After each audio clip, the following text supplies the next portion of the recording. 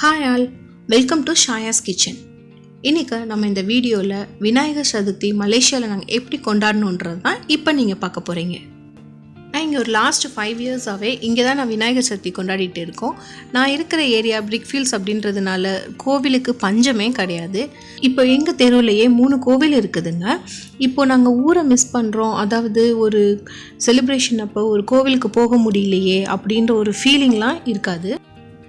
நான் முன்னாடி வீடியோவில் காமிச்ச மாதிரி நான் பிள்ளையார் 2 விதமான பிள்ளையார் தான் நான் செஞ்சு வச்சுருக்கேன். ஒருவேளை நீங்கள் இன்னும் அந்த வீடியோ பார்க்கலன்னா நான் ஐலிங்க்லேயும் டிஸ்கிரிப்ஷன் பாக்ஸ்லேயும் கொடுக்குறேன், நீங்கள் பார்த்துக்கோங்க. இந்த மாதிரி தான் எப்பயுமே நான் ஈகோ ஃப்ரெண்ட்லியாக விநாயகர் செஞ்சு வீட்டில் சாமி கும்பிடுவேன். இந்த மாதிரி நம்ம வீட்டில் செய்யும்போது கிட்ஸ் கூட செஞ்சோம் அப்படின்னா அவங்களும் கொஞ்சம் என்ஜாய் பண்ணுவாங்க.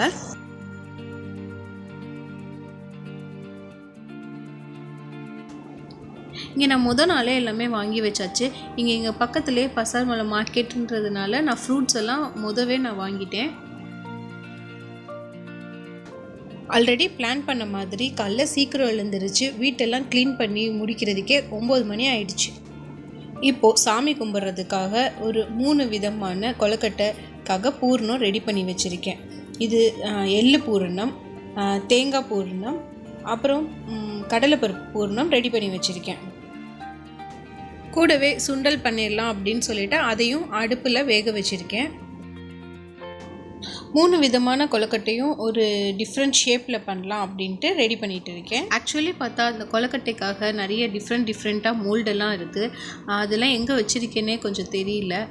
இந்த லாக்டவுன் பீரியடில் இதுக்காக போய் தேடி பிடிச்சி வாங்கணுமே அப்படின்றதுனால நான் கையில் தான் ட்ரை பண்ணியிருக்கேன். கொஞ்சம் ஷேப் எல்லாம் அப்படி இப்படி தான் இருக்கும், கொஞ்சம் அட்ஜஸ்ட் பண்ணிக்கோங்க.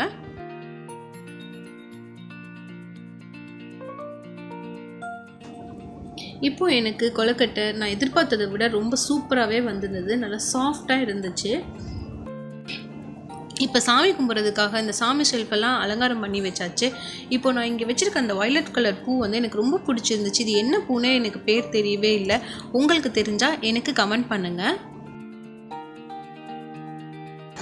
நான் என்னென்னலாம் வச்சு சாமி கும்பிட்றேன்னா சுண்டல், அவல் பொரி, கடலை மிட்டாய், ஆப்பிள், ஆரஞ்சு, பனானா, அப்புறம் விளாம்பழம் வச்சு சாமி கும்பிட்றோம்.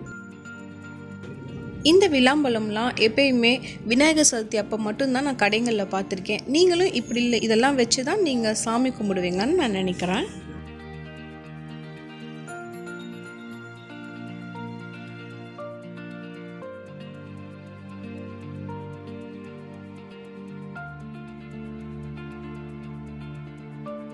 இப்போது நாங்கள் எங்கள் வீட்டில் சாமி கும்பிட்டு முடிச்சாச்சு.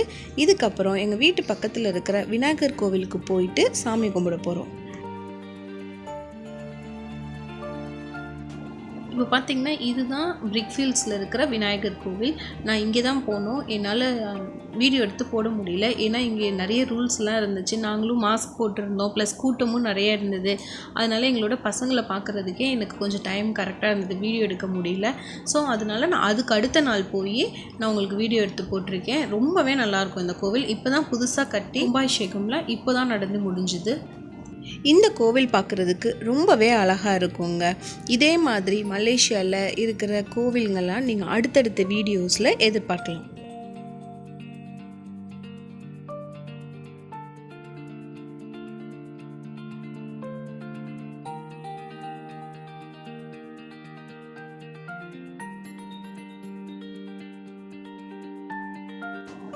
இது பார்த்திங்கன்னா எங்களோட வீடியோஸ் பார்த்து விநாயகர் பண்ணி ஃபோட்டோஸ் மெயில் பண்ணியிருந்தாங்க.